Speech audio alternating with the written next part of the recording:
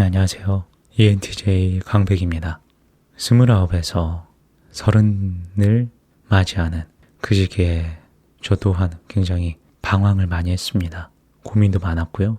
어떻게 흘러갈까 걱정도 됐었습니다. 물론 그 시기에 이 책을 접하지는 않았어요. 저는 30살이 되어서야 이 책을 접하게 되었는데 림태주 작가님은 제가 정말로 좋아하는 작가님 중 하나입니다. 이과적인 언어를 가지고 문과적 감성을 최대한으로 끌어올려서 아름다운 글을 만들어내는 에세이스트라고 저는 생각을 합니다. 이 관계의 물리학에서 발췌를 해서 한번 읽어드리겠습니다. 30이 된 분들에게 바치겠습니다. 해당초 30에 잔치는 없었다.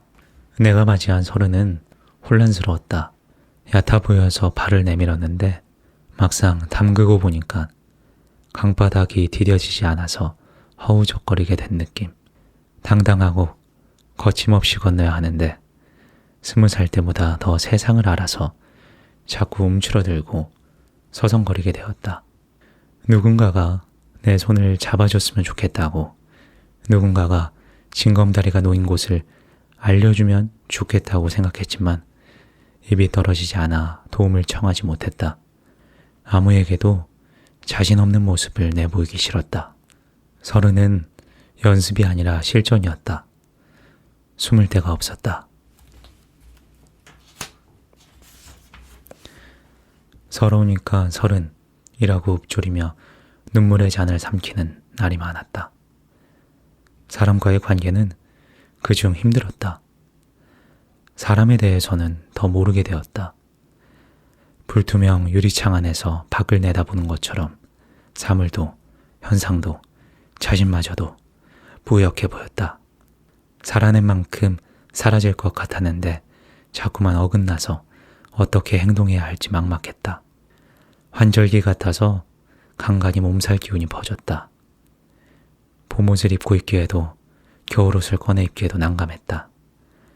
내가 그렸던 30의 모습과 달라서 거울을 볼 때마다 낯설고 불길했다.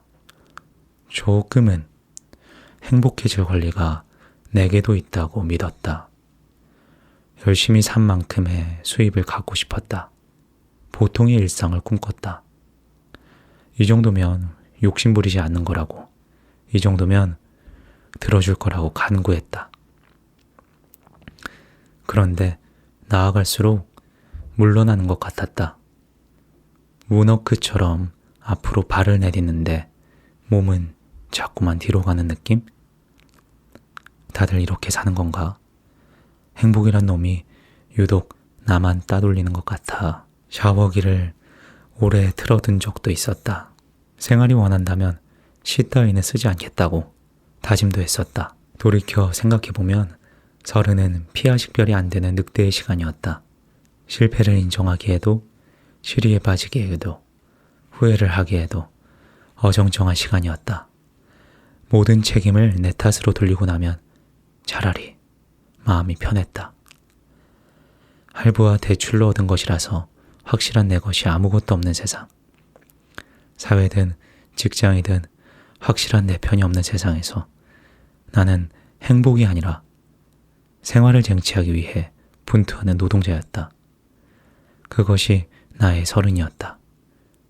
그러므로 30은 결코 자책할 것도 누구로부터 비난당할 것도 못 되었다. 그런데도 30을 떠올리면 막막하고 다시 서럽다.